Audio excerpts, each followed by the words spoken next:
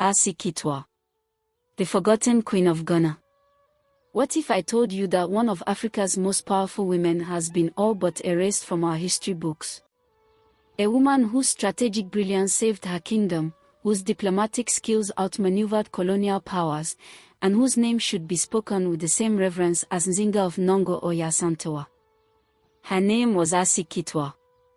In the shadow of Ghana's male rulers, her story has remained hidden for centuries until now. Today, we uncover the remarkable life of a woman who defied expectations, shattered boundaries, and forever altered the course of West African history. This is not just another forgotten tale.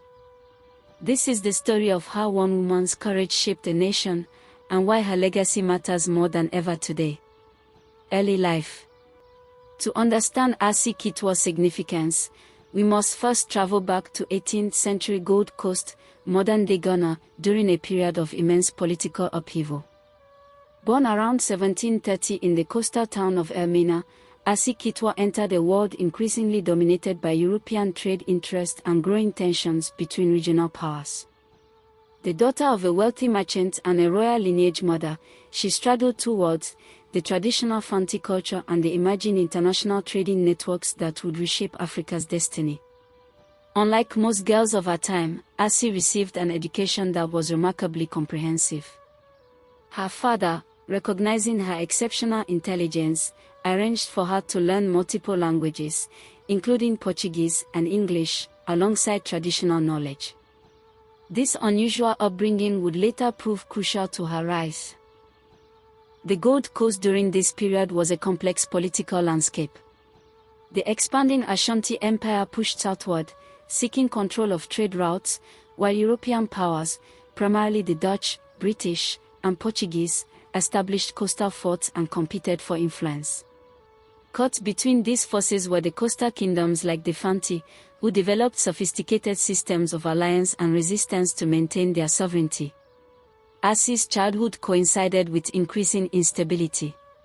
Trade disputes, territorial conflicts, and the devastating impacts of the transatlantic slave trade created an environment where traditional power structures were being challenged.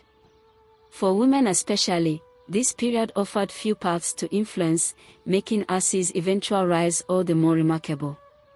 What set Esi apart from an early age was her remarkable ability to observe and analyze political dynamics. Family accounts describe a young woman who would listen intently during her father's business negotiations, quickly grasping the unspoken motivations of traders and officials alike. By her teenage years, she had developed a reputation for providing astute counsel, first to her father, then to broader family networks. But Esi's path to prominence truly began with an unexpected tragedy. When she was just 19, a sudden raid on a coastal settlement took her father's life, leaving her to manage his extensive trading interest. What many expected to be a temporary arrangement until a male relative took over instead became the foundation of Esi's unlikely ascent. Rise to power. Rather than relinquishing control of her father's business empire, Esi Kitwa did something extraordinary: she expanded it. Using her linguistic skills and political acumen, she navigated the dangerous waters of coastal trade with unprecedented success. Within 3 years, her trading network stretched from Elmina to Accra, involving partnerships with both European companies and inland suppliers. But Esi was not content with mere commercial success. She understood something fundamental: in this turbulent time, economic power and political influence were inseparable. The turning point came in 1752, during a succession crisis in the Elmina State Council. The death of a prominent elder left a power vacuum, and competing factions threatened to divide the community at a time when unity was essential. Traditional custom did not allow for female leadership, but Esi proposed an innovative solution: the creation of a special advisory position that would bridge factional divides. Her proposal was accepted largely because each faction believed they could control her. They were mistaken.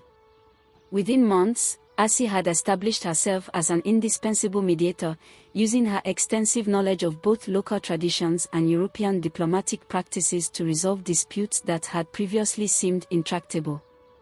A British trade envoy from this period described her as a woman of exceptional bearing and sharper mind than most men I have encountered on these shores. She speaks our language with remarkable clarity and appears to comprehend the intricacies of both commerce and governance with equal facility. By 1755, Esi's influence had grown to the point where no major decision in Elmina was made without her input. While she never held a traditional title of queen or chief, her role as sovereign, a term roughly translating to guardian of the keys, gave her de facto control over trade relations and increasingly, political affairs. This rise was not without opposition. Traditional elders, European officials, and rival traders all attempted to undermine her position. Yet each challenge seemed only to strengthen Esi's resolve and refine her political strategies.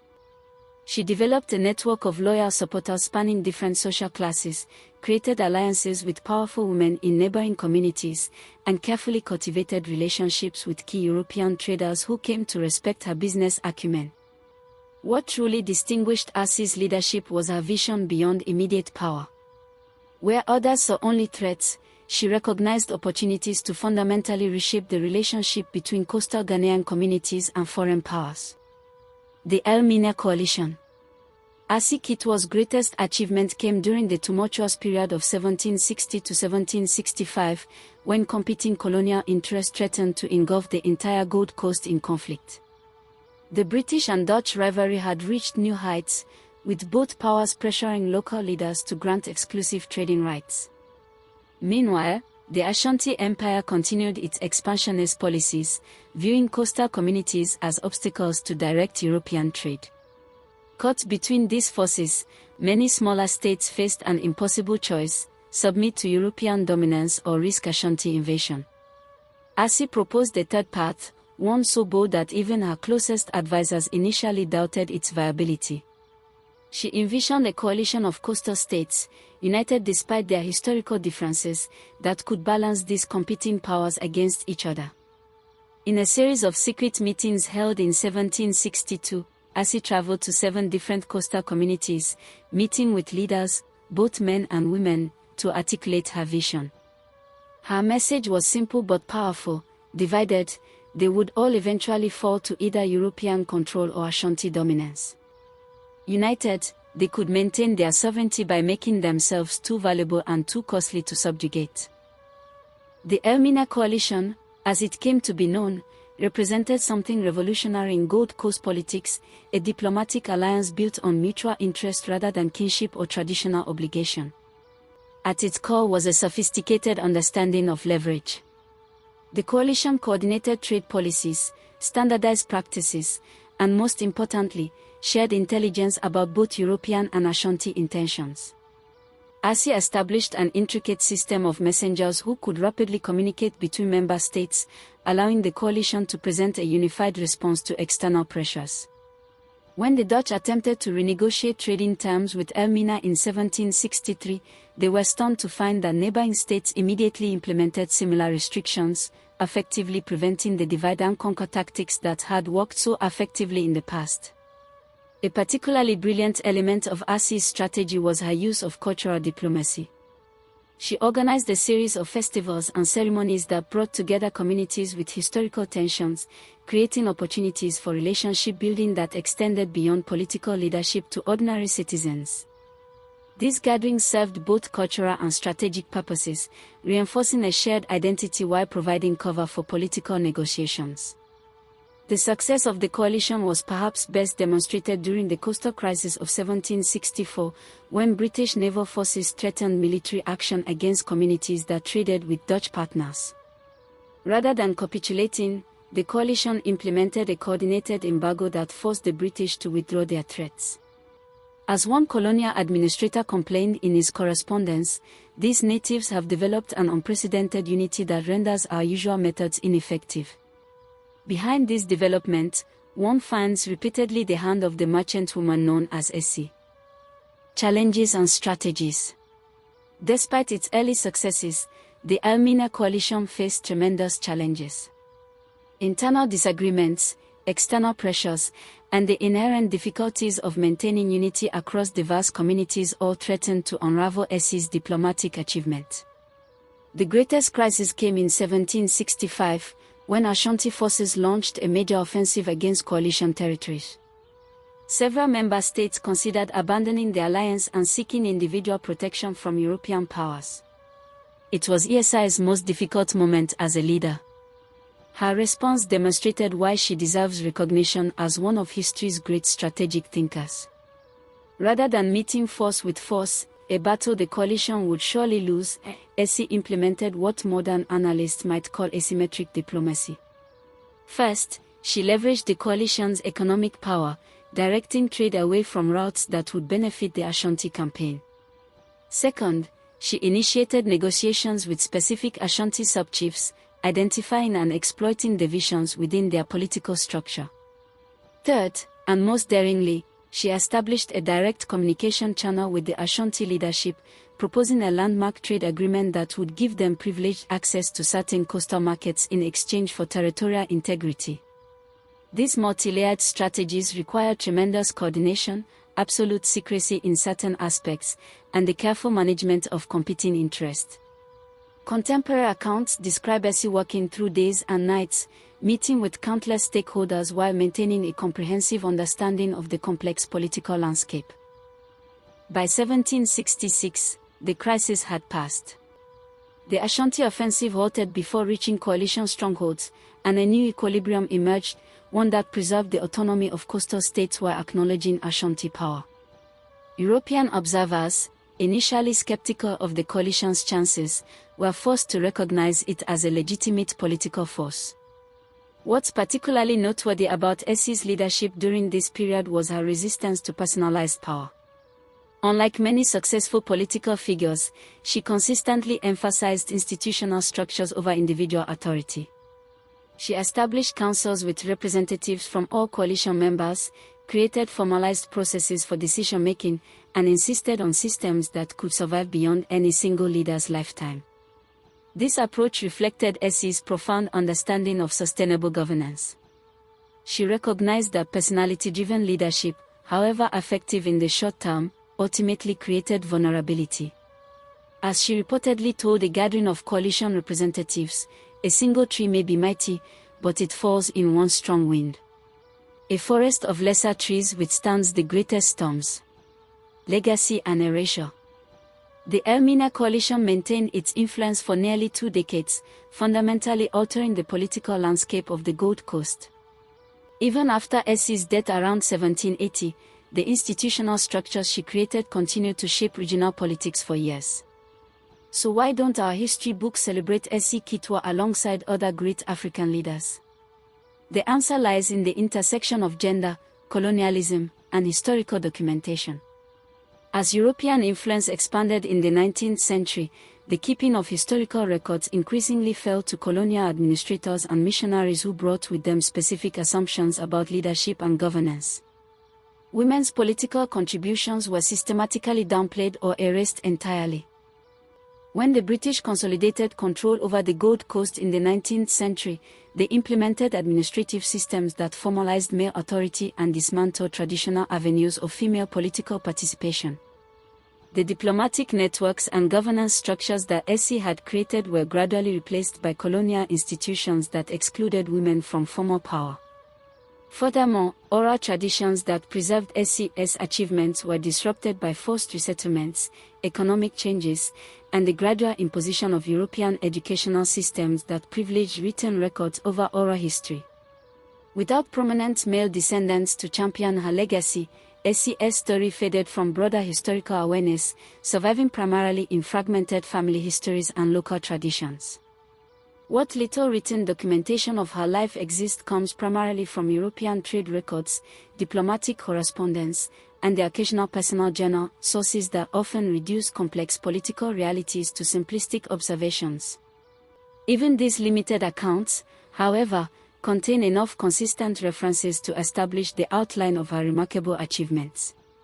Recent archaeological work has provided additional evidence of the coalition activities, including trade goods showing the distinctive patterns of exchange that Esi established. Excavations near Elmina have uncovered meeting sites that align with oral accounts of coalition gatherings, while analysis of cultural artifacts from this period reveals the blend of traditional and innovative governance approaches that characterized her leadership. The rediscovery of Esi Kitwa represents more than just historical correction. It offers vital insights into alternative models of leadership and diplomacy that emerged from African traditions. Her approach to coalition building, her integration of economic and political strategy, and her creation of resilient institutions all represent sophisticated governance practices that developed independently of European influence. What makes Esi Kitwa's story particularly relevant today is how her leadership challenges conventional historical narratives and offers lessons for contemporary challenges.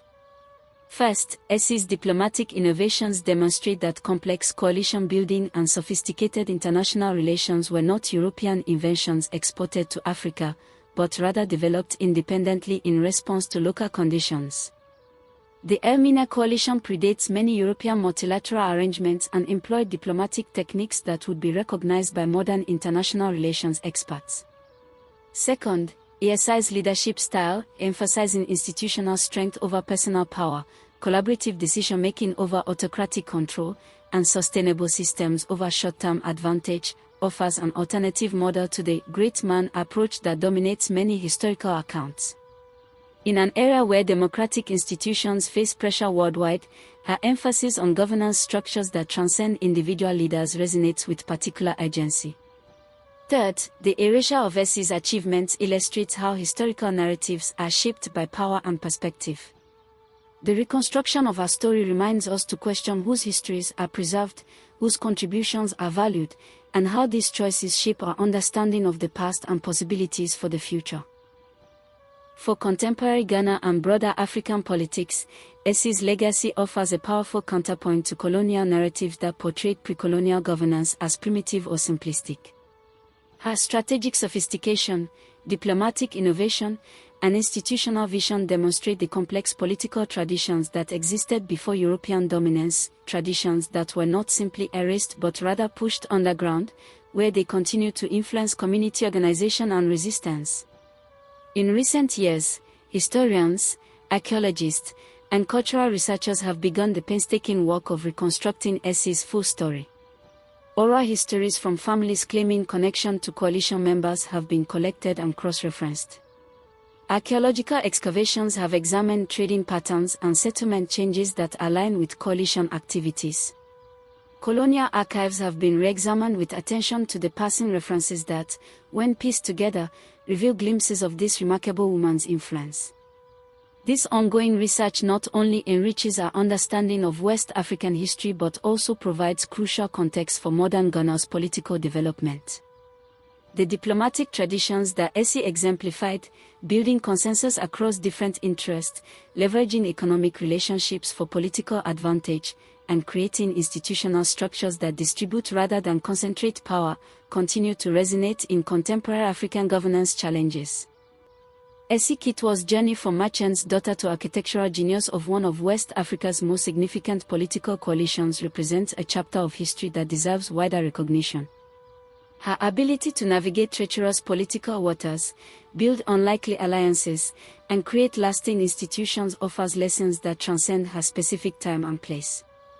As we recover and celebrate her story, we not only correct historical omissions but also expand our understanding of leadership, diplomacy, and resistance. In Esi, we find a leader who understood that true power lies not in domination but in connection, not in standing alone but in bringing others together around shared purpose. The next time you hear about great African leaders or powerful women in history, remember the name Esi Kitwa, a strategic visionary whose greatest achievement was creating something that survived her own remarkable life. If you found this story as fascinating as I did, please take a moment to like this video and subscribe to our channel for more hidden histories. And share in the comments below what other forgotten figures deserve to have their stories told. Thank you for joining me on this journey of rediscovery.